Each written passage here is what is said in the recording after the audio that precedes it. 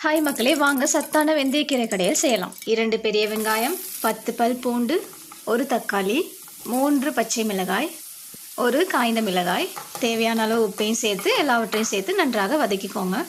பிற்பாடு நன்றாக சுத்தம் பண்ணி கழுவி இருக்கிற வெந்தயக்கீரையை சேர்த்து நன்றாக மிக்ஸ் பண்ணிக்கோங்க. சிறிதளவு தண்ணீர் சேர்த்து ஒரு 5 நிமிடத்துக்கு க்ளோஸ் பண்ணி வேக விடுங்க. அதற்கு பிறகு 1 கப் வேக வைத்திருக்கிற துவரம் பருப்பை இதோடு சேர்த்து மிக்ஸ் பண்ணிக்கோங்க.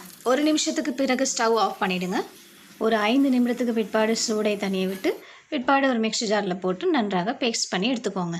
கடைசியாக சூடான எண்ணெயில் கடுகு, சீரகம், உளுத்தம்பருப்பு மற்றும் 1 காய்ந்த மிளகாய் சேர்த்து தாளித்து எடுத்துக்கோங்க. இந்த வெந்தயக்கீரை இதயத்திற்கு நீரிழிவை கட்டுப்படுத்த, மாதவிடாய் போது வரும் வலிகளை கட்டுப்படுத்த, மூளை வளர்ச்சிக்கு, உடல் எடையை குறைப்பதற்கு, தலைமயிர் வளர்ச்சிக்கு, முக்கியமான விஷயம் புற்றுநோயிலிருந்து பாதுகாத்து கொள்ளும் உதவுது மக்களே. இத்தனை நன்மை தருகிற இந்த கீரை அலட்சியமா எண்ணாம ஒரு கிழமைக்கு ஒரு முறையாச்சும் சாப்பிடுங்க.